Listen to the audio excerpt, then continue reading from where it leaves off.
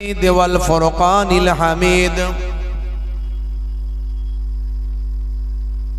يا أيها الذين آمنوا اتقوا الله حق تقاته ولا تموتن إلا وأنتم مسلمون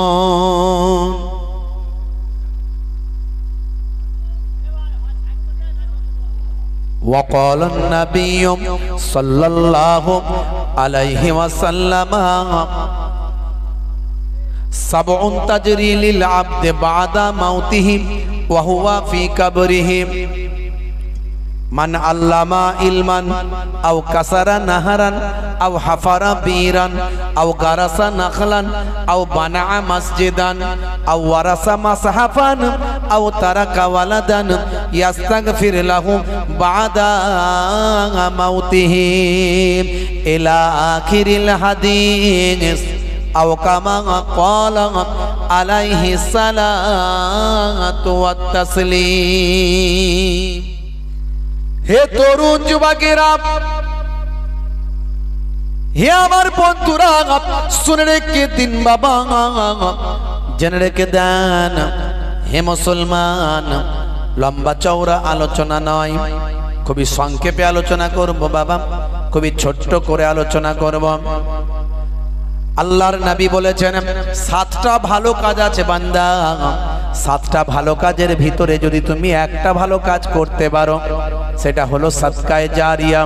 এই একটা ভালো কাজের বিনিময়ে বান্দা কাল কিয়ামত পর্যন্ত কবরে পড়ে পড়ে সওয়াব পেতে থাকবে। আল্লাহর নবী সোনার জবানে জানিয়ে দিলেন সাবউন তাজরি লিল আবদি বাদা মাউতিহি ওয়া হুয়া ফি কবরিহি। মানুষ মারা যাওয়ার পরে মনে রাখবেন ভালো কাজ এবং খারাপ কাজ সব বন্ধ হয়ে যায়, নেকি আর বদি সবই বন্ধ হয়ে যায়, গুড এবং ব্যাড সবই স্টপ হয়ে যায়। কেবলমাত্র এমন কিছু কাজ আছে যেগুলো কাল কিয়ামত পর্যন্ত কবরে তার রুহে মাগফিরাতের জন্য কাজে লাগে, তার রুহে আল্লাহ পৌঁছাতে থাকে। এরকম ভালো কাজ হলো 7টা। 7টার মধ্যে ভাই আমার মান আল্লামা ইলমান বলা হয়েছে যে নিজে এলেম শিক্ষা করলো আর অপরকে শেখাতে লাগলো, অর্থাৎ যে ওস্তাদ নিজে জ্ঞান অর্জন করেছে অপরকে জ্ঞান বিতরণ করছে। এই যে মাদ্রাসা ভাই আমার তালেবে এলেম যারা আছেন, যারা জ্ঞান শিক্ষা লাভ করছেন, যারা স্টুডেন্ট এবং যারা টিচার শিক্ষকেরা ভাই আমার কোরআন হাদিসের তালিম দিচ্ছেন, মাসলা মাসাইলের তালিম দিচ্ছেন, ভাই আমার সামাজিক জ্ঞান তাদেরকে দান করছেন। এই যে জ্ঞান অর্জন করছে, জ্ঞান বিতরণ করছেন, এই জ্ঞান যিনি অর্জন করলেন এবং বিতরণ করলেন, দয়ার নবীর হাদিসকে সামনে রাখলে প্রমাণ হয় কাল কিয়ামত পর্যন্ত মৃত্যুর পরে কবরে পড়ে পড়ে সওয়াব পেতে থাকবে।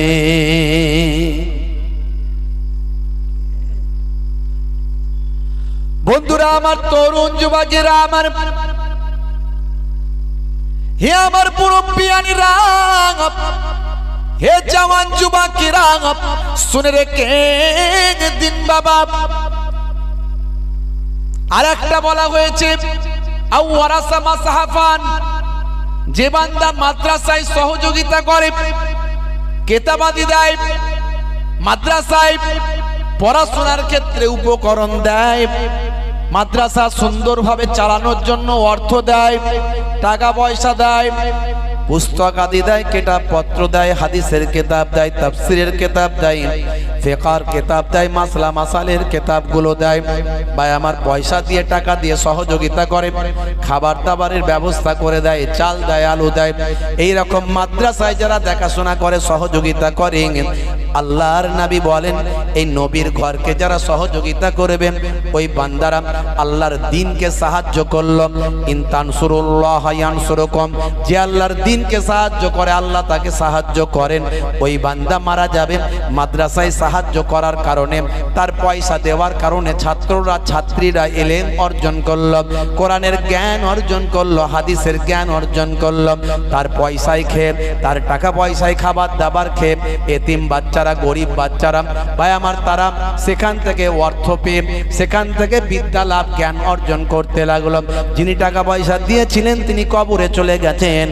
দয়ার নবী বলেন এই ইলম শিক্ষা করার জন্য, মাদ্রাসায় সহযোগিতা করার জন্য ওই বান্দা কবরে পড়ে পড়ে কাল কিয়ামত পর্যন্ত সওয়াব পেতে থাকে।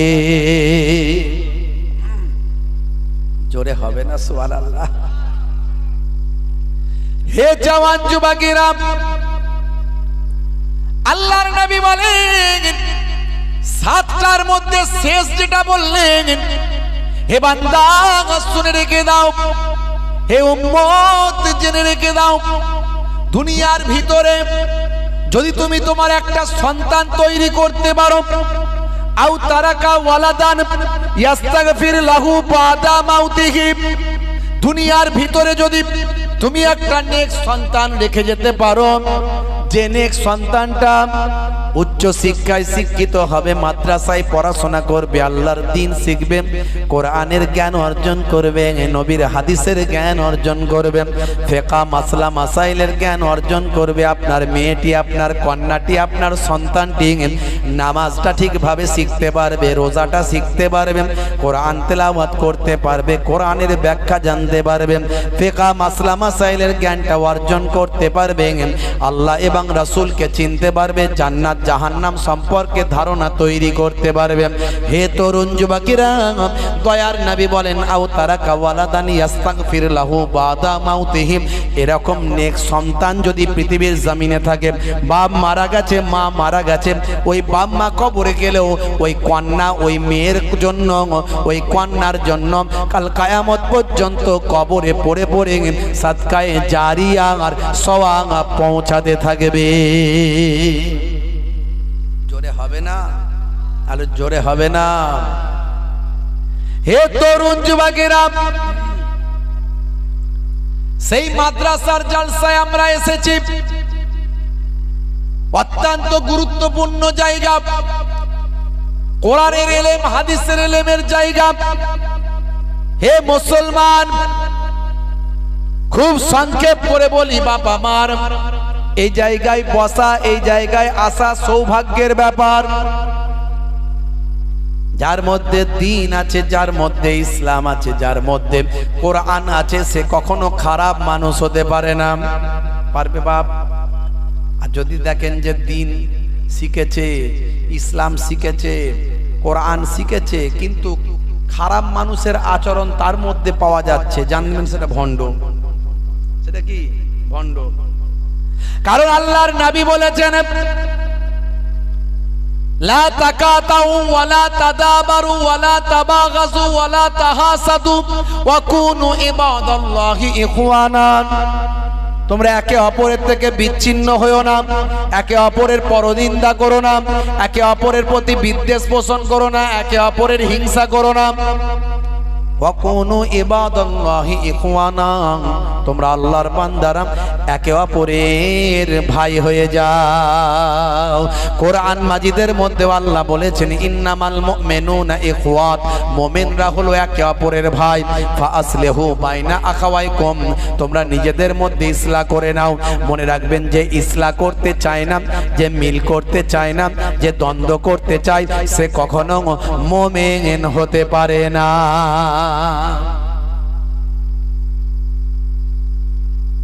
মুসলিম তুমি নামে হলে আজ কামে হলে না ভাই।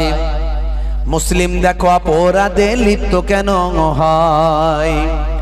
মুসলিম তুমি কোরআন হাদিস পড়তে জানো না। মুসলিম তুমি মসজিদেতে নামাজে আলে না। মুসলিম তুমি নামে হলে আজ মুসলিম তুমি নামে মুসলিম এলে নাইর পথে সমাজ বদলাবে রে, সমাজে বদলাবে। মুসলিম তুমি নামে হলে আজ কামে হলে না ভাই। মুসলিম দেখো অপরাধে লিপ্ত কেন হয়। বমে বারুদে নেশার থালায় হবে না কারো সাথী, বমে বারুদে নেশার থালায় হবে না কারো সাথী। সালাউদ্দিন আর তাগুলের তুমি যে উত্তরসূরি, ব্যঙ্গ কার্টুনে ব্যঙ্গ সিনেমায় নবীর সম্মান কমে না, ব্যঙ্গ কার্টুনে ব্যঙ্গ সিনেমায় নবীর সম্মান কমে না। গুগল সার্চে সেরা মনীষী খুঁজে দেখো না। আমার নবী কি আখলাক দেখিয়েছেন, যারা মাদ্রাসায় পড়ে আলেম হয়েছে তাদের থেকে কেউ ভালো জানে? জোরেবান কেউ ভালো জানেন? আপনি ভালো জানবেন নবীর আখলাক চরিত্র, না মাদ্রাসায় যিনি পড়েছেন তিনি ভালো জানবেন? কে বলেন? যিনি মাদ্রাসায় পড়েছেন। আচ্ছা, আমি পড়ে নিয়ে যদি সেই নবিয়ানা আখলাক না দেখাতে পারি, তাহলে আমার থেকে দুর্ভাগ্য আর কেউ হতে পারে? জোরে বলেন। আমার থেকে দুর্ভাগ্য মানে কপাল পোড়া আর কারো হতে পারে? যে মাদ্রাসায় পড়ে দিনের এলেম শিখে, কোরআন হাদিস শিখে, রাসূলের তরিকা শেখার পরেও তারপর আমরা কি করছি? আমরা গীবত, চগলখড়ি, পরনিন্দা, স্টেজে বসে বসে এর বিরোধিতা ওর বিরোধিতা করছি না করিনি?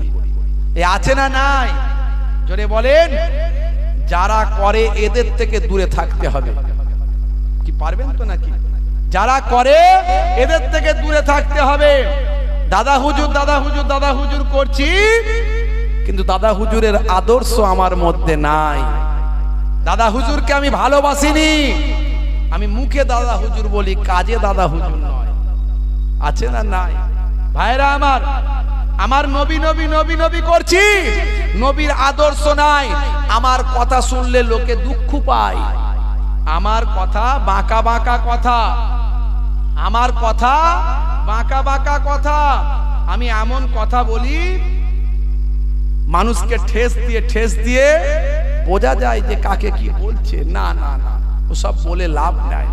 বাবা মার, কাউকে দুঃখ দিয়ে কষ্ট দিয়ে কোনোদিন জান্নাত পাওয়া যায় না। কাউকে দুঃখ দিয়ে কষ্ট দিয়ে, কাউকে দুঃখ দিয়ে কখনো জান্নাত পাওয়া যায় না। আর কত লাপালাপি করে কি লাভ? দেওয়ালে তো পিঠ ঠেকে গেছে, দেওয়ালে পিঠ ঠেকে গেছে। মুসলমান,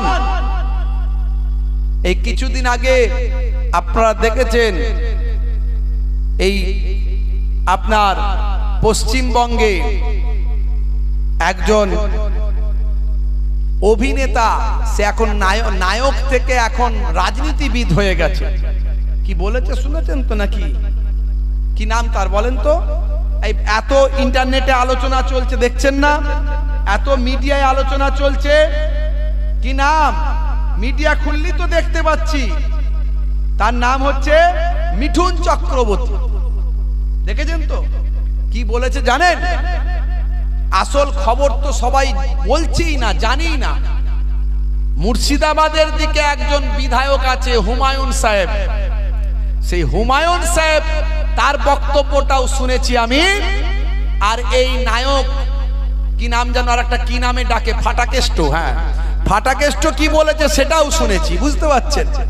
তো এখন মুর্শিদাবাদের ওই হুমায়ুন সাহেব যেটা বলেছে, তিনি বলছেন আমরা রাজনীতির কথা বলেছি, যে মুর্শিদাবাদে এসে বড় বড় কথা বলছো আমার দলের বিরুদ্ধে।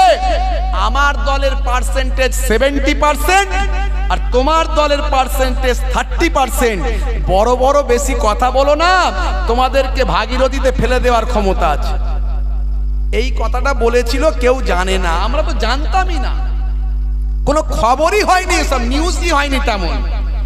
সেটাকে স্বরাষ্ট্রমন্ত্রীকে পাশে বসিয়ে ওই ফাটাকেষ্ট সাহেব উনি বলছেন, কি বলছেন, যে মুর্শিদাবাদের নাকি কে বলেছে আমরা 70 ওরা 30, বলছে কুছ ভি হোগা, কুছ ভি হোগা, মানে ভোটের আগে বলছে কুছ ভি হোগা, মানে এমন ইঙ্গিত দিচ্ছে, তার ইঙ্গিতের মধ্যে দেখা যাচ্ছে ইন্ধন পাওয়া যাচ্ছে।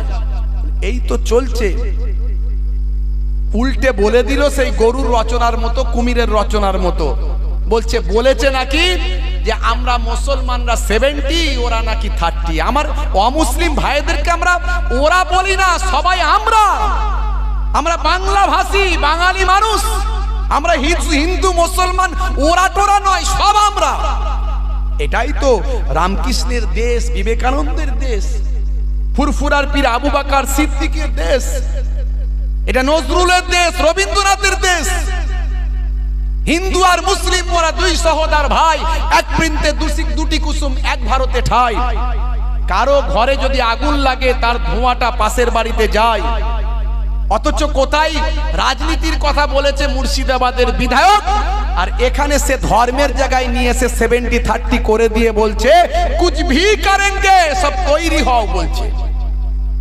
তার মানে কি? তার মানে মারপিট করো। আচ্ছা ভাই, আমি একটা কথা বলি, মিঠুন সাহেব, ফাটাকেষ্ট সাহেব, তো আপনার ছেলেটাকে আপনি কারিকর্তা বানান না। আপনার ছেলেটাকে তো কারিকর্তা বানাচ্ছেন না, সে তো বিরাট বড় নায়ক টায়ক হয়ে পড়াশোনা করে, বিদেশে থেকে পড়াশোনা করে কি সব করেছিল, তাকে নাকি আবার কি হয়েছিল, আপনি আবার সেটাকে বাঁচানোর জন্য আরো ঠেলে পুরে লেগেছেন। আর আপনার কথা শুনে ভারতবর্ষের স্বরাষ্ট্রমন্ত্রী, যার হাতে আইন, তিনি মুচকে মুচকে হাসছেন। দেখলাম তো ভিডিও, আমাকে দেখাচ্ছে লোকে, দেখুন কি অবস্থা। আপনি কোথাকারের কি খবর, সেটাকে নিয়ে এসে গরুর রচনা, কুমিরের রচনায় নিয়ে এসে ধর্মের অ্যাঙ্গেলে নিয়ে চলে এলেন। রাজনীতির অ্যাঙ্গেল থেকে ধর্মের অ্যাঙ্গেলে নিয়ে গেলেন। নিয়ে গিয়ে বলছেন কুছ ভি করেঙ্গে, তুম হামারা এক ফল তোড়োগে। বলতে বলতে হিন্দু মুসলমান বলে দিল, দিয়ে বলছে কি বলুন, শুনুন। হিন্দু মুসলমান বলে দিল, দিয়ে বলছে তুম হামারা এক ফল তোড়োগে, হাম তোমারা 4 ফল তোড়েঙ্গে। তার মানে কি বলতে চাইলো? লড়াইয়ের জায়গায় নিয়ে গেল। এই যে সাম্প্রদায়িক কথাবার্তা এরা বলছে। আচ্ছা বলুন, এরা বলছে কি যে ফুরফুরা সিলসিলা, তবলিগ, দেওবন্দি, বেরেলি, আহলে হাদিস, লামাজহাবি, আর বসিরহাটের দিকে 2-3খানা দল আছে, সেই সব দলের কথা আলাদা আলাদা বলছে নাকি যে এদের বিরুদ্ধে এদের ফল করে নেবো বলছে? এরা বলছে এরা প্রথমে মুসলিম হিন্দু লাগিয়ে দে, তারপর এগুলো বলছে। কিন্তু মনে রাখবেন, আমরা কারো ফল টল তোরাতরির ব্যাপারে নাই ভাই। আমরা হিন্দু মুসলিম সবাই মিলেমিশে থাকার পক্ষে। এই দেশ গঙ্গা जितना आपका है उतना ही हमारा है, रविंद्रनाथ ठाकुर जितना आपका है उतना ही हमारा है, नजरुल इस्लाम जितना हमारा है उतना ही आपका है। माफ कीजिए, ये हिंदुस्तान जितना आपका है उतना ही हमारा है। इस्लाम शांतिर कथा बोलेছে। এই বাংলা, এই ভারতবর্ষকে স্বাধীন করার জন্য হিন্দু মুসলিম সবাই একত্রিত ভাবে জীবন দিয়েছি। আর আজকে ভাই আমার, তারা বিভাজনের কথা বলছে। আর আমাদের মতো কিছু মৌলবী মৌলানা তারা লাপাচ্ছে, তারা ভবিষ্যতে পেছন দিকটা তাকাচ্ছে না। যারা স্টেজে উঠে এই মৌলবীগুলো, মৌলানাগুলো, যত বড়ই আলেম হোক, যত বড়ই বক্তা হোক, যতই তারা মাদ্রাসা মসজিদ এটা ওটা করুক, কিন্তু তাদের কথার মধ্যে দিয়ে যদি ঐক্যের বার্তা যদি না থাকে, জানবেন নবী ঐক্য চেয়েছে, এরা ঐক্যের বিরুদ্ধে। আল্লাহ ঐক্য চেয়েছে, এরা ঐক্যের বিরুদ্ধে। শুধু মুসলমানের ঐক্য নয়, হিন্দু, মুসলমান, খ্রিস্টান, জৈন, বৌদ্ধ সকলের ঐক্য। যারা ঐক্যের বিরুদ্ধে, যারা বিভাজন চায়, যাদের কথাবার্তায় মানুষ ক্ষুব্ধ হয়, তাদের থেকে আমাদের দূরে থাকতে হবে। হে তরুণ যুবকেরা, দেখুন আলেমদের আদর্শ কেমন হওয়া দরকার। আলেমদের আদর্শ কেমন হওয়া দরকার। হে জওয়ান যুবকেরা, হে আমার মুরব্বিয়ানেরা, শুনে রেখে দিন বাবা, জেনে রেখে দিন বাবা, মানুষকে ভালোবাসুন, মানুষকে প্রেম করুন, হিন্দুকে ভালোবাসুন, খ্রিস্টানকে ভালোবাসুন, জৈন বৌদ্ধকে ভালোবাসুন, মুসলমান মুসলমানকে ভালোবাসুন। কালেমার সম্পর্কে মুসলমান একে অপরের ভাই, আল মুসলিম আখুল মুসলিম। কালেমার সম্পর্কে মুসলমান মুসলমানের ভাই, আর রক্তের সম্পর্কে, ব্লাডের সম্পর্কে সারা পৃথিবীর মানুষ একে অপরের ভাই। সেই এক ভাই আর এক ভাইকে ভালোবাসুন। দ্বন্দ্ব অশান্তি থেকে আমাদের বাঁচতে হবে। মুসলমান ফুরফুরা শরীফ মুজাদ্দিদুজ্জামান একটা হক সিলসিলা বাবা। ভাই আমার, দোস্ত আমার, যে সময় বাংলার জমিনে আজ থেকে 100 বর্ষ আগে ইউপি থেকে, বিহার থেকে হিন্দি ভাষী আলেমরা তারা এসে বাংলার মানুষদের হেদায়েত করতে পারেননি, কারণ বাংলার মানুষের কাছে হিন্দি ভাষা তখন বাবা একটা হয়তো অপরিচিত ওয়ার্ড, অপরিচিত শব্দ, অপরিচিত বাক্য তারা গ্রহণ করতে পারেনি। সে সময় বাংলার জামিন থেকে আমার আপনার পীর মোর্শেদ জামানার মুজাদ্দিদ, ছোটখাটো আলেম ছিলেন না বাবা। এখনকার বক্তারা আলেমেরা 6টা হাদিসের সানাদ পেয়ে আলেম হয়, বুখারী, মুসলিম, তিরমিজি, আবু দাউদ, নাসাই, ইবনে মাজাহ। আর আমার আপনার পীর মোর্শেদ মুজাদ্দিদুজ জামান 6টা হাদিস তো বটে, তার সঙ্গে মদিনা শরীফ থেকে 40টা হাদিস শেষ করে তার সানাদ নিয়ে ভারতের জামিনে এসে বাংলার মানুষদের হেদায়েত করেছিলেন। তাই বসিরহাটের আল্লামা হুজুর মুজাদ্দিদুজ জামানের কাছে হাতে হাত দিয়ে মুজাদ্দিদুজ জামানের কাছে বায়াত হয়েছিলেন। বড় বড় আলেমরা আমার আপনার পীর মুজাদ্দিদুজ জামানের কাছে বায়াত হয়েছিলেন। তাই আর সেই দাদা হুজুর পীর কেবলা ভালো করে তাকিয়ে দেখুন, মধ্যম পন্থা অবলম্বন করেছিলেন। মধ্যম পন্থা হাদিসের মধ্যে এসেছে খায়রুল উমুরে আওয়াজিমুহা, সর্বোত্তম পন্থা হলো মধ্যম পন্থা। দাদা হুজুর কেবলা সেই মধ্যম পন্থা নিয়ে আমাদেরকে ঐক্যবদ্ধ করলেন। আর আমরা দাদা হুজুরের কথা বলবো, অথচ দাদা হুজুরের আদর্শ আমাদের মধ্যে নাই। আমাদের প্রভু এক, এক নবীর উম্মত, জীবন বিধান এক, ওই শ্রীবাণী কোরআন। আমাদের প্রভু এক, এক নবীর উম্মত, জীবন বিধান এক, ওই শ্রীবাণী কোরআন। তবে কেন এক নও হে মুসলমান, এক হও করিয়া আহ্বান। তবে কেন এক নও হে মুসলমান, এক হও করিয়া আহ্বান। আমাদের প্রভু এক, এক নবীর উম্মত, জীবন বিধান এক, ওই শ্রীবাণী কোরআন। বাইতুল্লাহ এক, মদিনা শরীফ এক, উহুদ পাহাড় এক, বদরের মাঠ এক।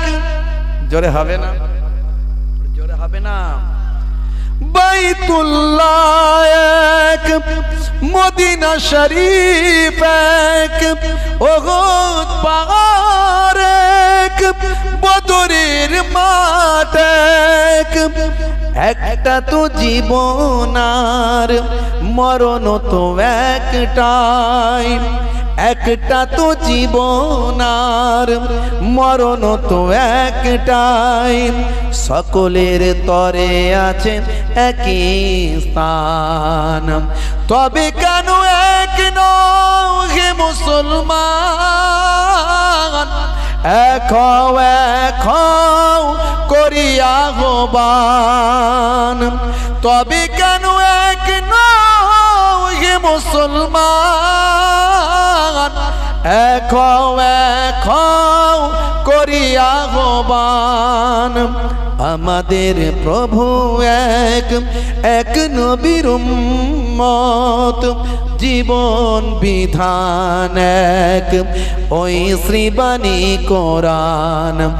আমাদের প্রভু এক, এক নবীর উম্মত, জীবন বিধান এক, ওই শ্রীবাণী কোরআন। আল্লাহুম্মা সাল্লি আলা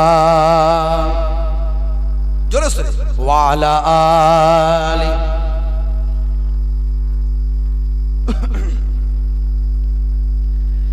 হে তরুণ যুবকেরা, হাক্কানি আলেমদের আদর্শ কেমন হওয়া দরকার একটা ছোট্ট উদাহরণ দিই। ভাইরা আমার, তরুণ যুবকেরা আমার, হে আমার মুরব্বিয়ানেরা, শুনে রেখে দিন। জগৎ বিখ্যাত ইমামদের মধ্যে একজন ইমাম হলেন হযরতে ইমাম আবু ইউসুফ রাহমাতুল্লাহ আলাইহি। ভাইরা আমার, তরুণ যুবকেরা, হে আমার মুরব্বিয়ানেরা, হযরতে ইমাম আবু ইউসুফ রাহমাতুল্লাহ আলাইহি। ভাই আমার, জগতের কয়েকজন ইমামদের মধ্যে তিনি একজন ইমাম। সেই হযরতে আবু ইউসুফ রাহমাতুল্লাহ আলাইহি খলিফা হারুন আর রশিদের সময়কার একজন বিখ্যাত ইমাম ছিলেন। বাবা বন্ধুরা আমার, তরুণ যুবকেরা আমার, খলিফা হারুন আর রশিদ একজন আলেম মানুষ ছিলেন, জ্ঞানী মানুষ ছিলেন, পণ্ডিত ছিলেন। তার কাছে পাণ্ডিত্যের কদর ছিল। কিতাবের মধ্যে দেখতে পাওয়া যায় ওয়াল্লাযিনা উতুল ইলমা দারাজাত, তোমাদের মধ্যে প্রকৃত আহলে ইলমরা হলো উচ্চ সম্মানের অধিকারী। আলেমদের কত সম্মান দেয়া হয়েছে, আল্লাহ দিয়েছেন, কোরআন দিয়েছে, হাদিস দিয়েছেন, নবী দিয়েছেন। ভালো করে বুঝবেন, আলেমদের সম্মান সবচেয়ে উপরে। কোন আলেম? যার মধ্যে আল্লাহর কোরআনের জ্ঞান আছে, নবীর হাদিসের জ্ঞান আছে। হে তরুণ যুবকেরা, তবে আমলওয়ালা আলেম হতে হবে। মুখে আমি যেটা বলছি নিজেই সেটা করি না, এমন আলেম আছে না নাই? আমি বলছি চগলখড়ি করা চলবে না, আর আমি নিজেই চগলখড়ি করছি।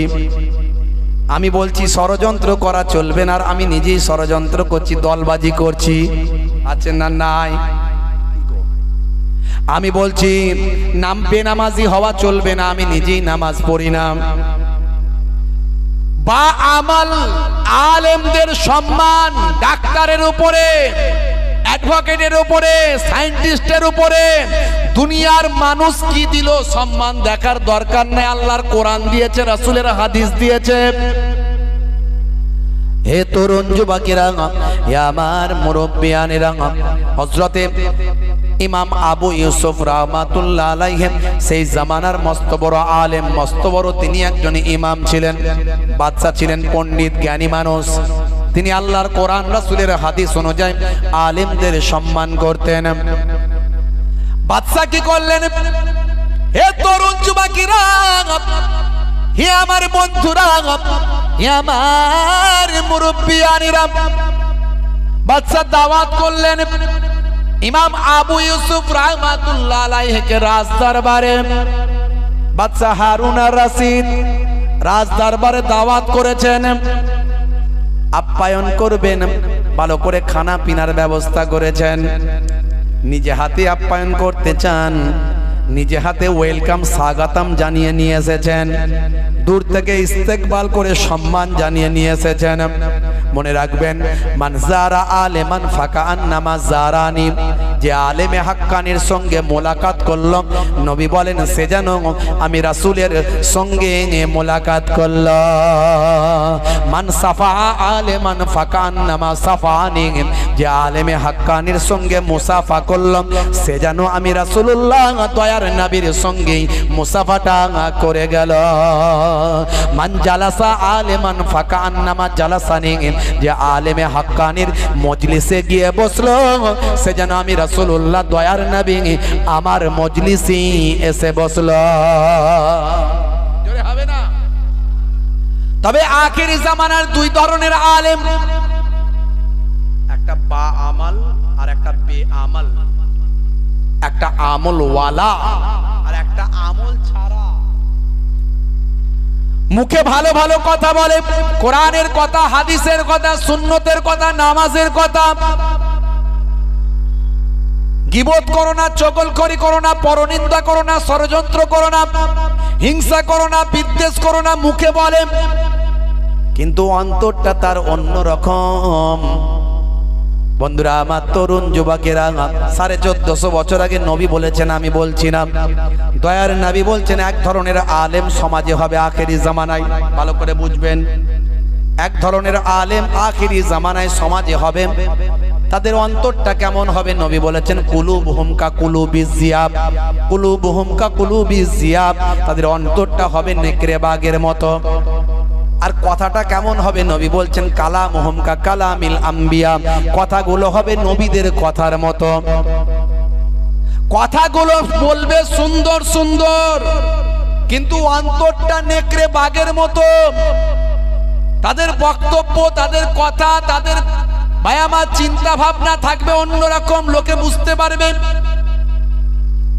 ওয়াফিলুহুম কাফিলিল ফারাইনাত, কাজকর্মগুলো হবে ফেরাউনের কাজের মতো। আল্লাহর নবী বলেন এরা আমার উম্মত নয়, আর আমি নবী এদের নবী নয়। কিন্তু